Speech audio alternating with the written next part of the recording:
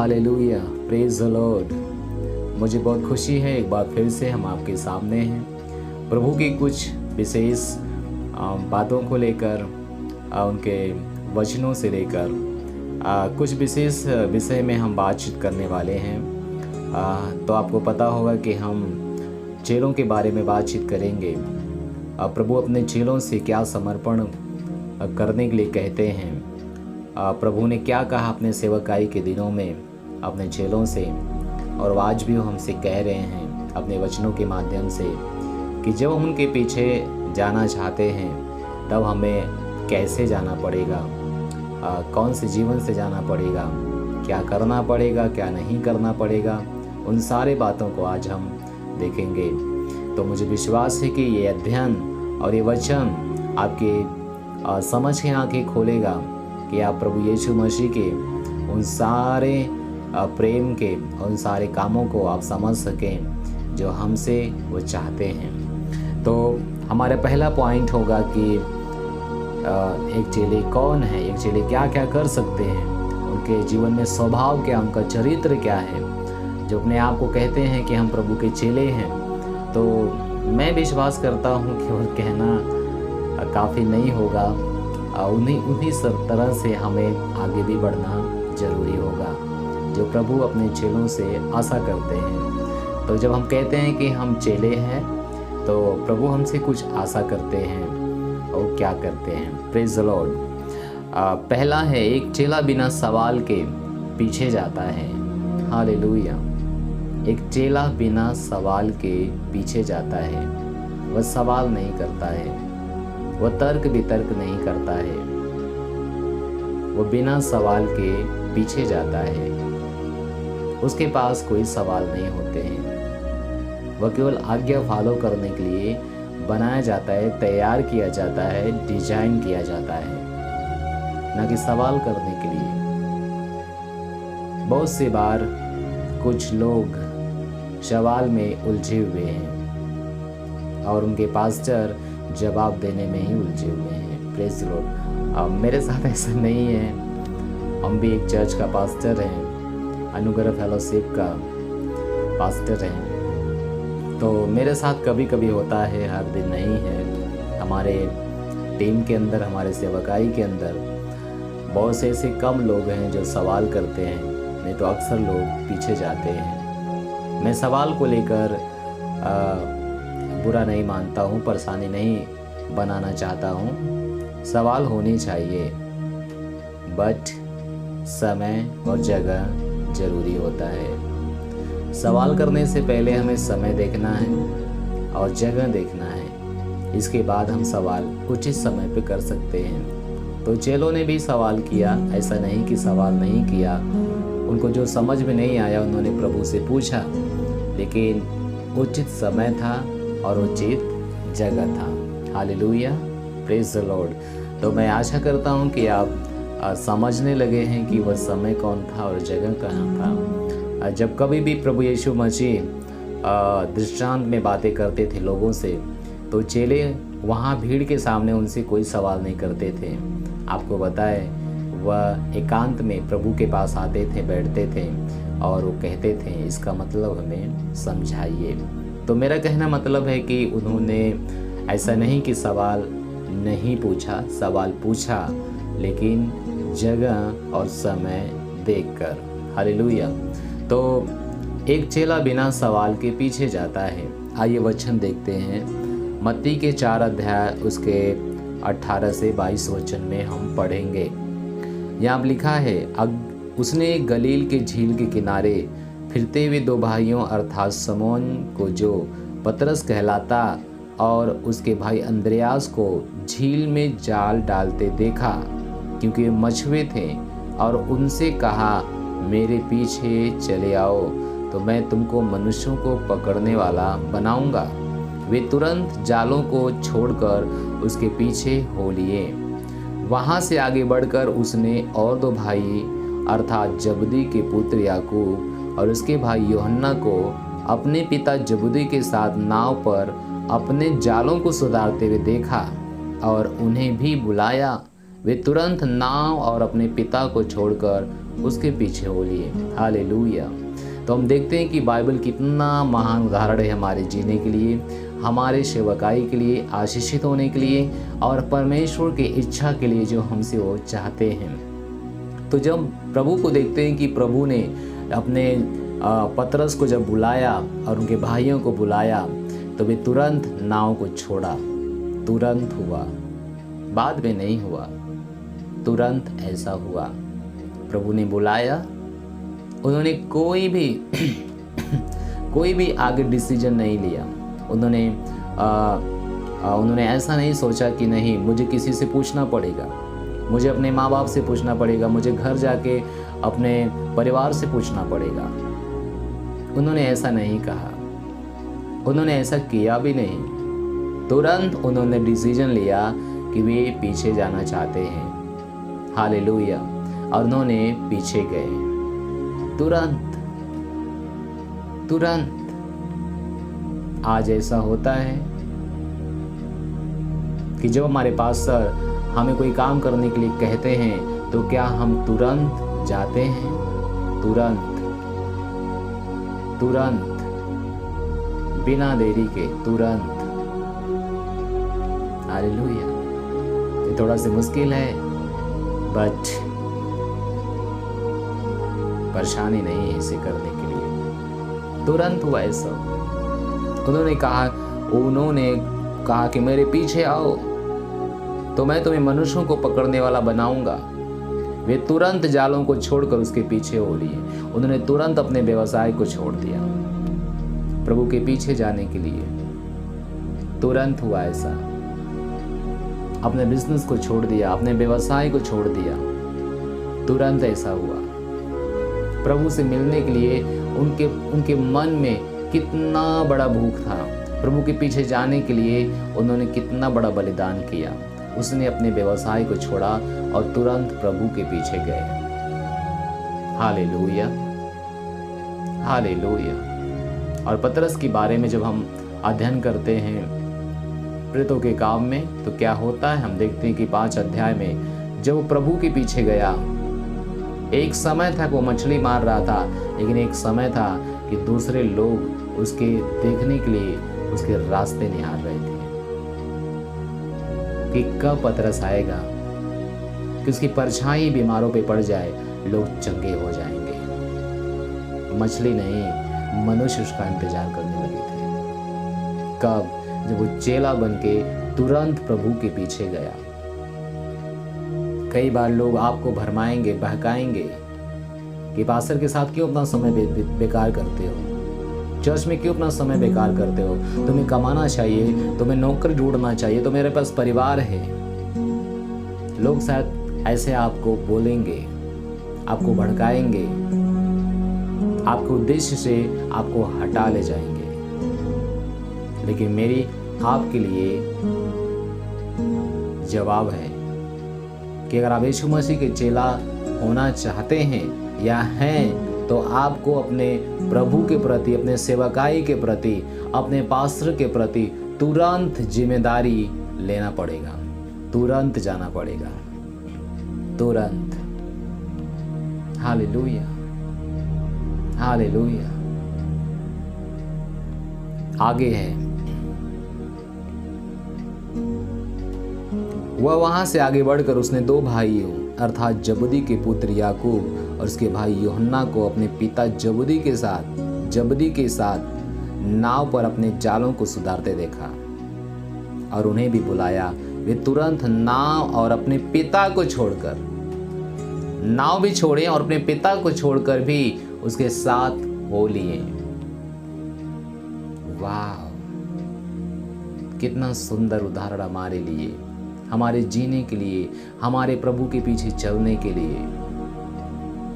उन्होंने व्यवसाय ही नहीं छोड़ा, बल्कि प्रभु के पीछे जाने के लिए अपने पिता को भी छोड़ा, यानी अपने मालिक को भी छोड़ा, अपने उस महामय पिता को जिसने उसे जन्म दिया था, जिसने उसकी सेवा की थी।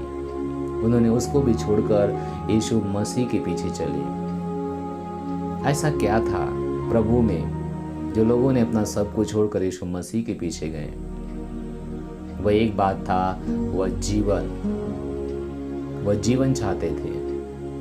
वो अपनी नहीं, दूसरों की भलाई चाहते थे। वो अपना पेट जिलाने के लिए नहीं, पेट केवल पालने के लिए, तब परिवार को चलाने के लिए नहीं, बल्कि दूसरों के लिए भी आशीष बनना चाहते थे, दूसरों को भी जीवन में लाना चाहते थे। इसलिए उन्होंने ऐसा कदम उठाया। अगर आप चेले हैं तो ये सारे काम आपके ऊपर जिम्मेदारी बनती है आपकी कि आप इसे पूरा करेंगे। Hallelujah, hallelujah. एक चेले को केवल अपने तक सीमित नहीं सोचना पड़ता है, उसे दूसरों के बारे में भी सोचना पड़ता है और प्रभु के प्रति डिसीजन तुरंत लेना पड़ता है, निर्णय तुरंत लेना पड़ता है, दिन नहीं रखना पड़ता है। हालेलुया। अगर आपके पास कोई पास्टर है, आपका जो पास्टर है, अगर आप हमें देख रहे हैं, अगर आप दूसरे चर्च से हमें देख रहे हैं, अगर आपका पास्टर है, वो जो बातें आपको कहते हैं तुरंत फॉलो कीजिए, उसमें एक बड़ी आशीष है। मत होने दीजिए कि दूसरे आपको भरमाएंगे, नहीं, आपके प्रति वचन क्या बोलता है वही कीजिए, दूसरे की बहकाव मत आइए। Hallelujah, hallelujah. लोग शायद कहेंगे, अपने घर परिवार अपने माँ बाप छोड़ के कहाँ जाते हो चर्च में, कहाँ वहाँ रुके हुए हो। मैं आपको बता दूं, बाइबल आपके बारे में कहती तुरंत आपको निर्णय लेना पड़ेगा। इसलिए मनुष्य की मत फिक्र कीजिएगा। परमेश्वर जो कहते हैं, अगर आप प्रभु यीशु मसीह के चेले हैं, अपने चर्च में लीडर हैं, सेवक हैं, तो अपने पास्टर के लिए तुरंत कदम उठाइएगा, समर्पण हो जाइए। चेले का मतलब समर्पण, उसकी अपनी इच्छा मर जाती है, उसकी अपनी इच्छा नहीं है। बाइबल कहती है वो अपनी भर्ती करने वालों को बस प्रसन्न करे, खुश करे, इसलिए वो बुलाया गया है, अपने भर्ती करने वालों को खुश करने के लिए। हालेलुया। मुझे विश्वास है कि ये वचन आपको उत्साहित कर रहे होंगे, आपको दिशा निर्देश दे रहे होंगे। हालेलुया। अपने भर्ती करने वाले खुश कीजिए, अपने भर्ती करने वाले खुश कीजिए। एक अच्छा सैनिक की तरह अड़े और खड़े रहिए, अपने जीवन को उत्तम बनते हुए देखेंगे। मुझे बाइबल में एक भी आदमी दिखा दो, एक भी पुरुष या महिला दिखा दो जो अपने अगुआ के पीछे जाके घाटे में गया हो, एक भी नहीं दिखा पाएंगे। पूरी बाइबल पढ़िए, उत्पत्ति से लेकर प्रकाशित वाक्य तक पढ़िए। लोग आशीषित हुए, उनके अनुग्रह में सहभागी हुए। हम आपको बहुत से लोगों को उदाहरण बता सकते हैं। तुरंत डिसीजन लीजिए। मुझे सबसे अच्छा एलीशा के जीवन लगता है कि उसका अगुआ एलिया उसे भगाता रहा। उसने कहा नहीं, फिर भी उसके पीछे जाता रहा। कितना बड़ी बात है ये। Hallelujah, praise the Lord. एक चेला मतलब पीछे जाना बिना सवाल के। उन्होंने नहीं कहा हे प्रभु, अगर हम तेरे पीछे जाएंगे तो हम खाएंगे क्या, हमारा परिवार क्या। उन्होंने इस तरह से नहीं बोला। उन्होंने इस तरह से कोई विचार अपने दिमाग में आने नहीं दिया। वो केवल पीछे गए और आशीषित हुए। हालेलुया।